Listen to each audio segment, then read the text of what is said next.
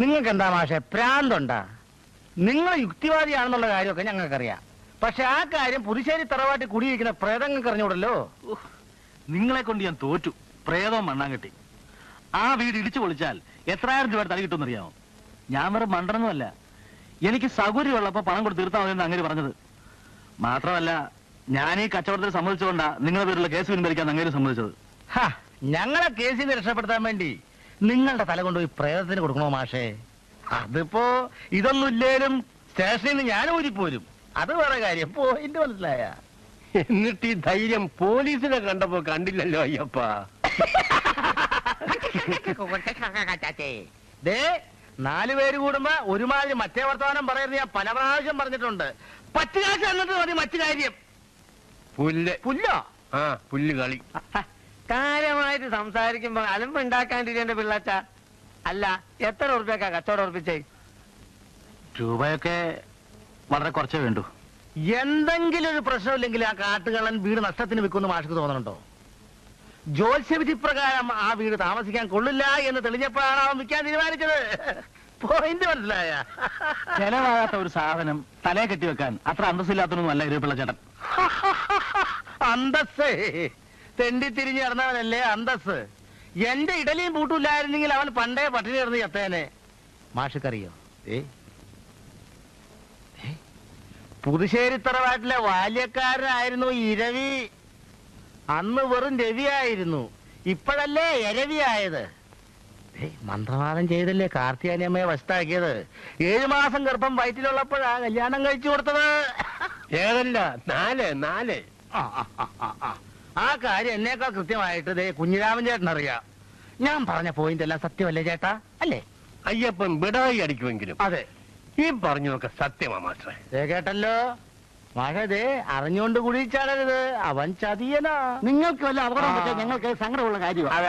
എനിക്കൊന്നും പറ്റാൻ പോകുന്നില്ല. നിങ്ങളൊന്ന് ചുമ്മാ ഇരിക്കുന്നു. വരാനുള്ളത് വഴി തങ്ങൂലല്ലോ. മാഷയുടെ വിധി അതാണെങ്കിൽ നമ്മൾ നടന്നിട്ട് വല്ല കാര്യമുണ്ടോ?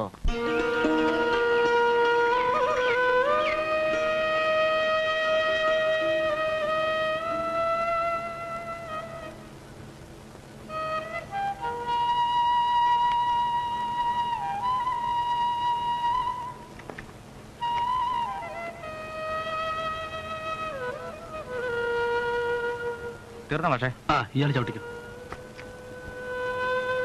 വരട്ടെ. ദൂരെയൊന്നും അല്ലല്ലോ, അടുത്തല്ലേ? ഇടയ്ക്കിടയ്ക്ക് വരാം. വരട്ടെ. അവിടെ വരട്ടെ ഏട്ടാ.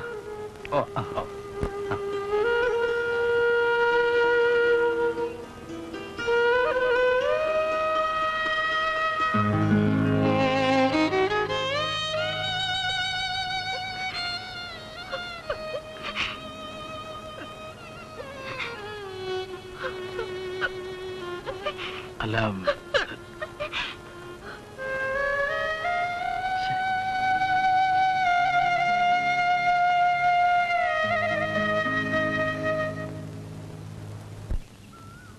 എന്നാ ഞാൻ പോട്ടെ മാഷേ.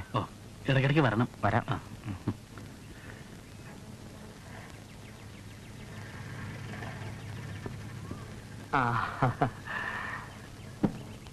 മാഷേ, അത്യാവശ്യം ഇരിക്കാനും കിടക്കാനും വേണ്ടിയുള്ള ചില ഉപകരണങ്ങൾ മാത്രമേ ഞാൻ എടുത്തിട്ടുള്ളൂ. 1-ാം തരം കരിവീട്ടിയിൽ തീർത്ത ആനക്കുട്ടികൾ, ദാരുശില്പങ്ങൾ, ഇതെല്ലാം ഇനി മാഷർക്കുള്ളതാ. ഈ തറവാട് മാഷ് സ്വന്തം കുഞ്ഞിനെ പോലെ നോക്കിക്കൊള്ളണം. ഒരിക്കലും നോവിക്കരുത്, വിൽക്കരുത്, ഇടിച്ചു പൊളിച്ച് കളയുകയും വരുത്.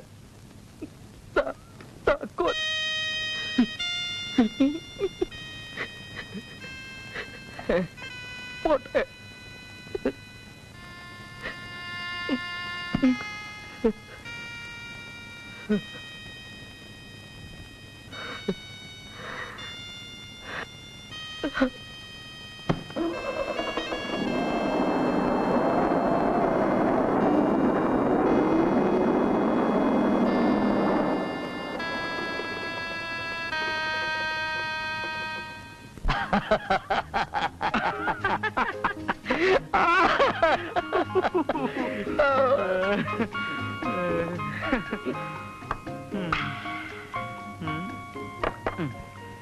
കുടിച്ചത് മതി കേട്ടോ. എടേ, ഇന്ന് ആഘോഷിക്കേണ്ട ഒരു ദിവസമാണ്. ഞങ്ങൾ കുടിക്കും. ആ നരകത്തിൽ നിന്ന് രക്ഷപ്പെടാൻ ഞങ്ങൾ പെട്ട പാട് അത് ഞങ്ങൾക്ക് അറിയാവൂ. കൈമാറ്റം ചെയ്യാതെ വീട്ടിൽ നിന്ന് ഇറങ്ങാൻ പാടില്ലെന്നായിരുന്നു കണിയാൻ പറഞ്ഞത്. കേക്കടി, അമ്പമ്പോ എന്തൊക്കെ അത്യാഹിതങ്ങൾ നടക്കാനിരുന്നതാ. ഈ ഇരിക്കുന്ന പിള്ളേച്ചം വരെ തട്ടിപ്പോകേണ്ട കേസല്ലേ? പിള്ളേച്ച പിള്ളേച്ച ദോഷം വീടിനാണെങ്കിൽ അവിടെ താമസിക്കുന്ന ആർക്കും അപകടം വരാമെന്നല്ലേ ഉള്ളൂ. അതിപ്പോ നമ്മൾ ചിന്തിക്കേണ്ട കാര്യമില്ല. അറിഞ്ഞോണ്ടൊരു പാവത്തിനെ പറ്റിക്കായിരുന്നു അല്ലേ? അറിഞ്ഞോണ്ടാ കേറി പൊടിയാകത്ത. ആണുങ്ങൾ സംസാരിക്കുന്നിടത്ത് പെണ്ണുങ്ങൾക്ക് എന്താ കാര്യം? കുഞ്ഞെ, അയാൾ എന്തോന്നോ ഒരു വാദിയാ. യുക്തിവാദി. ആ കുന്തം തന്നെ. അങ്ങനെയുള്ളവർക്ക് ദോഷവും ശാപമൊന്നും ഏൽക്കില്ല. അല്ലേലും നേരും നെറിയൊക്കെ നോക്കിയാ ജീവിക്കാൻ പറ്റുമോ? ചന്തുവേ, എന്തുവേ? ഒഴി. ഒന്ന് നിർത്തുന്നുണ്ടോ? ഇല്ല, ഇന്ന് നേരം വെളുക്കുന്നത് വരെ ഞങ്ങൾ കുടിക്കും. പഠിക്കതേ, താരാ കുത്തിയോട്ടപ്പാട്ടൊന്ന് പാടിക്കേ. എന്തോന്ന് കുത്തിയോട്ടപ്പാട്ട്? നല്ല അസൽ സിനിമാ പാട്ട് തന്നെ പാടാം. ചന്തുപ്പണിക്കരെ വെറും പഴഞ്ചനാക്കല്ലേ പിള്ളേച്ചാ. എന്നാ തന്റെ വായി വരുന്ന അങ്ങോട്ട് പാട. വായിൽ വരുന്നതാ ചന്തുവിന്റെ പാട്ട്. സമയമാം ഞാൻ സ്വർഗയാ. ഇതാണോ? ഇത് തന്റെ ശവം അടക്കുമ്പം താൻ പോയി പാടറോ?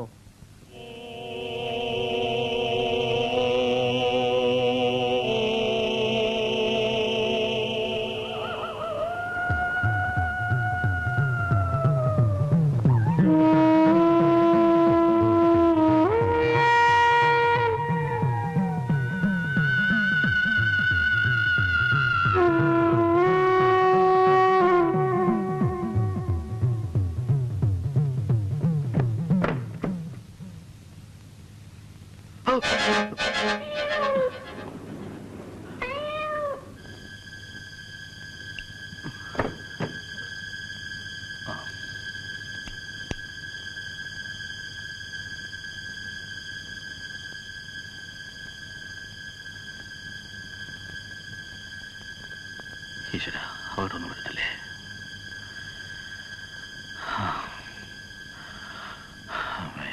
റാണി ഉറങ്ങിയോ? അവൾക്ക് വലിയ വിഷമമുണ്ടെന്നാ തോന്നുന്നത്. മാഷൊരു മര്യാദക്കാരനായിരുന്നു. ചായപ്പിന്റെ അകത്ത് കേറിയ അങ്ങനെ ഒരാൾ അവിടെ കഴിഞ്ഞിരുന്നു എന്ന് പുറത്താരും അറിഞ്ഞിരുന്നില്ല. വില കണക്കാക്കിയിട്ടല്ല, ഒരു തുള്ളി വെള്ളം പോലും ചേർക്കാതെയാണല്ലോ ദിവസവും പാല് കാച്ചി കൊടുത്തോണ്ടിരുന്നത്. എല്ലാം വെള്ളത്തിലായോ എന്റെ പൊന്നു ചാലു? പെണ്ണിനെ ഇഷ്ടമാണേലും അല്ലേലും ഒന്നും പുറത്ത് പ്രകടിപ്പിക്കാത്ത തരക്കാരനാ. നിങ്ങൾക്കൊന്ന് ചോദിച്ചു നോക്കിയാൽ എന്താ? എനിക്കൊരു സംശയമുണ്ട് ജാനു. ആ കള്ളന ലവലാതി പിള്ളക്ക് മോളെ മാഷ തലയെ കെട്ടിവെച്ചു കൊടുക്കാൻ വല്ല ഉദ്ദേശമുണ്ടോ എന്ന്. ഇല്ലെങ്കിൽ പിന്നെ ഇത്രയും വിശ്വാസത്തിൽ ആ ഭാർഗവി നിലയം മാഷക്ക് എഴുതി കൊടുക്കോ? അങ്ങേര് വലിയ പണക്കാരൻ. മോൾക്കൊരു ചെറുക്കനെ കിട്ടാൻ എന്തോന്ന് അത്ര പാട്? മാഷയുടെ വില നിനക്ക് അറിഞ്ഞൂടാ. അങ്ങേരെ പോലെ അന്തസ്സുള്ള എത്ര പേരുണ്ട് ഈ നാട്ടില്. നീ മാഷൊന്ന് ചോദിക്കേ, റാണി ഇഷ്ടമാണോന്ന്. അത് ചോദിക്കാനൊന്നുമില്ല. പെണ്ണിന്റെ മട്ട് കണ്ടറിഞ്ഞൂടെ? എന്നെ എപ്പ കല്യാണം കഴിക്കാൻ പറ്റുമെന്ന് നിനക്കൊന്ന് ചോദിക്കാവോ? നിങ്ങൾക്ക് ചോദിച്ചാൽ എന്താ? നിനക്ക് ചോദിച്ചാൽ എന്താ? നിങ്ങൾക്ക് ചോദിച്ചാൽ എന്താന്ന്? നിനക്ക് ചോദിച്ചാൽ എന്താ? നിങ്ങൾക്ക് ചോദിച്ചാൽ എന്താന്ന്? നിനക്ക് ചോദിച്ചാൽ എന്താ? നിങ്ങൾ ചോദിച്ചാൽ മതി. സേതു, ഇന്നാണ് ഞങ്ങളുടെ അവസാനത്തെ ദിവസം. എന്താ, ഇന്ന് മരിക്കാൻ പോവാണോ? അല്ല, സേതുവിന് വേണ്ടി ഞങ്ങൾ മരിക്കാനും തയ്യാറാണ്. പക്ഷെ ഈ കാര്യത്തിൽ എന്തെങ്കിലും ഒരു അവസാന തീരുമാനം ഇന്ന് ഞങ്ങൾക്ക് അറിഞ്ഞേ പറ്റൂ. ദേ, ഒരു കാര്യം ഞാൻ പറഞ്ഞേക്കാം. ഇത് കോളേജല്ല, വില്ലേജാണ്. കോളേജിലെ കളിയൊന്നും ഇവിടെ പറ്റില്ല. ഇത് കളിയല്ല, ജീവൻ മരണ പ്രശ്നമാണ്. സേതു എന്തെങ്കിലും ഒരു തീരുമാനം തീരുമാനമാണോ നിനക്കൊക്കെ അറിയേണ്ടത്? കുറച്ചു ദിവസമായി ഞാൻ ശ്രദ്ധിക്കാൻ തുടങ്ങിയിട്ട്.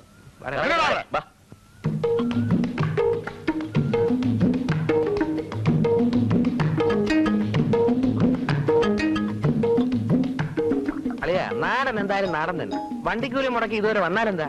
വേഷം മിനിങ്ങേച്ച് പോവാല്ലോ. കുറച്ചു ദിവസമായല്ലോ ഇവിടെ കിടന്ന് ഇങ്ങനെ കറങ്ങാൻ തുടങ്ങിയിട്ട്. നാട്ടുമ്പുറത്തെ കാറ്റൽപ്പം പെശകാണ്. അണ്ണാ ഉറക്കല്ലേ അണ്ണാ? ഇത് നമ്മുടെ സ്ഥിരം പാർട്ടികളാണ്. എന്റെ അഞ്ഞില് പാറ്റയാടല്ലേ അണ്ണാ? നീ പോണാറുന്നു യവന്മാർ സമാധാനം പറയട്ടെ. എന്താ സാറിന് ഇപ്പൊ എന്താ വേണ്ടത്? ഇടാ, എന്റെ എരവി മുതലാളിയുടെ മകളുമായിട്ട് നിനക്കൊക്കെ എന്താണ് ബന്ധം? പിന്നെ ബന്ധുരമായ ബന്ധം, സന്തതമായ ബന്ധം. നിതാന്തമായ ബന്ധം. മനസ്സിലാകുന്ന ഭാഷയിൽ പറയടാ. താൻ ആര്? വില്ലേജ് ഓഫീസറാ? പോവേ. ഞാൻ ആരാണെന്ന് നിനക്കറിയണോ? ഇടിച്ച് കൂമ്പ് ഞാൻ കിടക്കും. താൻ കലക്കോ? പിന്നെ കലക്കും. നില്ല തമാശ കളയേട്ടാ. ചേട്ടനത് അടി വെച്ചു കൊടുത്ത അവൻ ബാക്കി ഉണ്ടാവും. അവൻ വെള്ളത്തിന്റെ പുറത്ത് എന്തെങ്കിലും പറഞ്ഞെന്ന് വിചാരിച്ച് ചേട്ടനത് കാര്യമായിട്ടെടുത്തോ.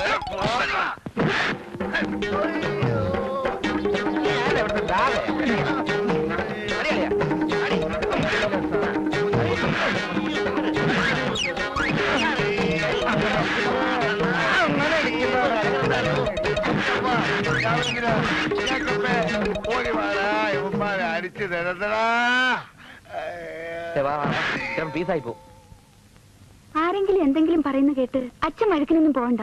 മിണ്ടാതിരിക്കടി. ഇന്ന് അവന്മാർ ഇത്രയും ചെയ്തു. നാളെ നടുറോട്ടിന് നിന്നെക്കാരെ പിടിച്ചാലോ? അവന്റെ ഒക്കെ കഷ്ടകാലം. എന്റെ പൊന്നി എരവി മുതലാളി, അവന്മാര് സേതുക്കുഞ്ഞിന്റെ മുഖത്ത് നോക്കി പറഞ്ഞ കാര്യങ്ങൾ ഇവിടെ വെച്ച് എനിക്ക് മുതലാളിയുടെ മുഖത്ത് നോക്കി പറയാൻ പറ്റത്തില്ല.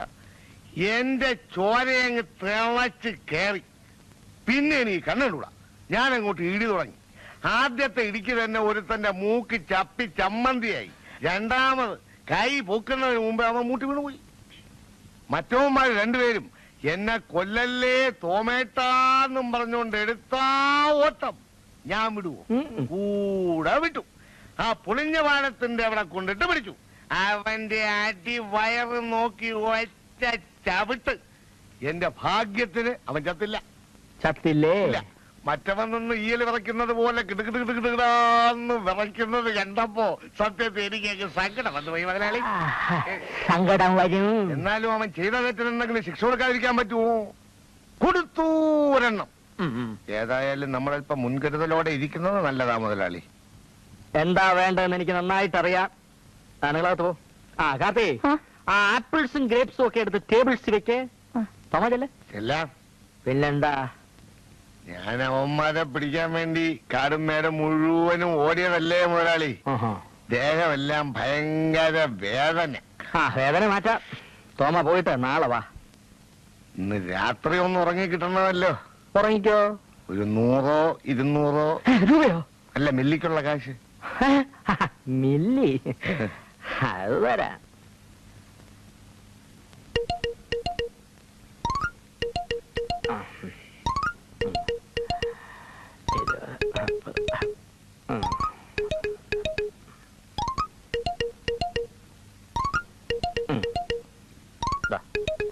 രണ്ട് ഉലുവയോ? 2 ഉലുവായിക്ക് ഉറങ്ങിയാ മതി.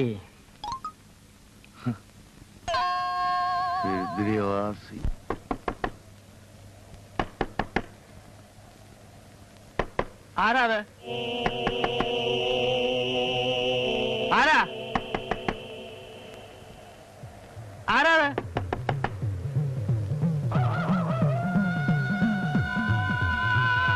ആരാ അത്? ആരാ?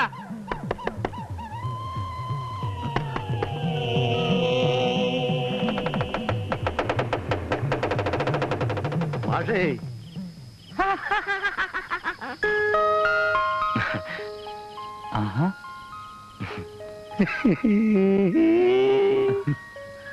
അയ്യോ, മുട്ടി മനുഷ്യന്റെ മുട്ടിയെ തൊലി പോയല്ലോ മാഷേ. നീ എന്താ ഈ പാതിരാക്കിയേ? സന്ധ്യ കഴിഞ്ഞ ബസ്സും കാറും കിട്ടാത്ത സ്ഥലമാണെന്ന് ഞാൻ അറിഞ്ഞു. വഴി ചോദിച്ചു 5-6 കിലോമീറ്റർ നടന്നു. ഭാഗ്യത്തിന് ഞാൻ കട അടച്ചില്ല. മാഷിന്റെ അനിയനെ അറിഞ്ഞപ്പോ നേരെ പൊക്കിക്കൊണ്ടിഞ്ഞു പോന്നു. നീ അകത്തേക്ക് വാ. അപ്പോ ഞാൻ പോട്ടെ. കാലത്ത് രണ്ടുപേരും കടയിലോട്ട് വരണം. ഇല്ലെങ്കിൽ പുട്ടും ചെയ്യാൻ ഞാൻ ഇങ്ങോട്ട് കൊടുത്തയക്കാം. വേണ്ട, ഞങ്ങൾ അങ്ങോട്ട് വരാം. അപ്പൊ ഞാൻ പോട്ടെ. വളരെ നന്ദി. അയ്യോ, ഇതിനൊക്കെ എന്ത് നന്ദി പറയാൻ. അല്ല, അയ്യപ്പച്ചൻ ഒറ്റയ്ക്ക് പോകാൻ പേടിയൊന്നുമില്ലല്ലോ? എനിക്ക് എന്ത് പേടി. അല്ല, ഇനി മാഷൊക്കെ നടക്കണമെന്നുണ്ടെങ്കിലേ കവല വരെ എന്റെ കൂടെ വരാം. നടക്കണമെന്നില്ല. ഇല്ലേ? എന്നാ വേണ്ട.